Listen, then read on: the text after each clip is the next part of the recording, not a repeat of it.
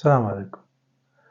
په دغه اخري ورځو کې زما شاوخوا دوستان چې دي ناروغه کېږي. زما یو ملګری و، د هغه پلار سخت ناروغه دی، زما همکار دی. زموږ بل ملګری دی، د هغه زوی ناروغ دی.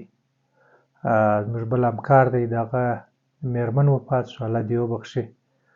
نو یو خو هغه زموږ تاسې عمر اوس هغه زما چې کوم همزولي یا تر ما مشران دي، زموږ تاسې عمر اوس دې حالت ته رسېدلی دی چې موږ تاسې په هغه طبیعي توګه هم موږ تاسې مرګ ته نږدې کېږو، او دا هغه عمر دی چې دې وروسته ناروغۍ شروع کېږي کرار. او بل ناروغي هسې ناروغي و مرګ لکه نابللی مېلمه دی، ناګهانه راځي. نو دا یو داسې شی دی چې د ژوند یوه برخه ده. د دې ویډیو څخه زما مطلب دا و چې د زړه خواله وکړم، ځکه زه خپله هم تقریبا 7 کاله لږ تر لږه کېږي چې زه د ینې د غوړو ناروغي لرم، چې هغه حسي ده، چې زه همیشه باید شدید خوراکي رژیم ولرم، 1-2 ګولۍ سهار و ماښام وخورم، او دوامداره باید ښه ټینګ ورزش وکړم، او د هغه سربیره هم د مریضۍ د خرابېدو امکانات شته، د بدتره کېدو امکانات شته. نو ما په دې اړه غوښتل چې زه یو د زړه خواله نن وکړم، ځکه زه هم مریض یم، زما شاوخوا ملګري چې دي مریضان کېږي، یا د کورنۍ غړي مریضان دي. په دې کې کله چې سړی مریض وي، هغه رواني اړخ یې ډېر سخت دی، چې څنګه سړی د ناروغۍ سره ګزاره وکړي. ما هم په تېرو 7 کالو کې ځینې روحاني تجربې او ځینې فکرونه ما کړي دي چې کوم شی دی چې کولی شي رنځ یو څه سړي ته اسانه کړي او د مرګ امکانات اسانه کړي.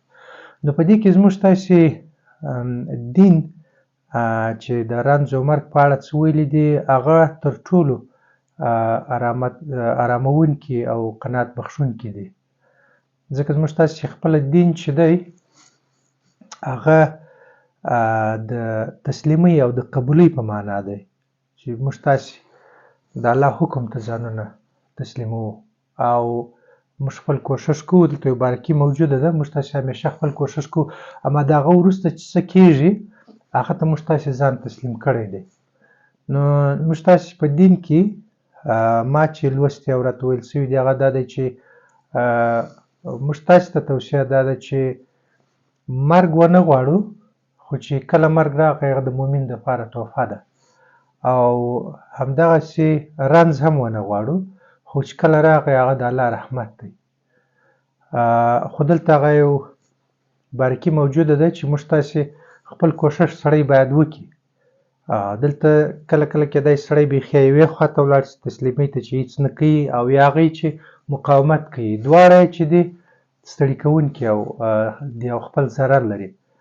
نو هغه شی چې ما ګټور موندلی دی هغه دا دی چې انسان خپل تدابیر نیسي، د ورزشو، د خوراکو، د درملنې، اما د هغه وروسته چې دی سړی الله پاک ته ځان تسلیم کړي، چې موږ تاسې ژوند او زموږ تاسې د کورنۍ غړي او زموږ تاسې مال، زموږ تاسې صحت، دا ټوله د الله پاک نعمتونه دي، او د الله پاک ورکړه ده، چې کله یې راکوي، چې کله یې راڅه اخلي.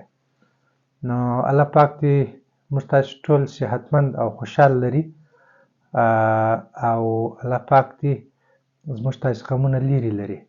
موږ تاسې په خپل کوښښ کوو انشاءالله، خو نور چې څه د الله رضا وه، د الله رضا موږ تاسې رضا ده. السلام علیکم.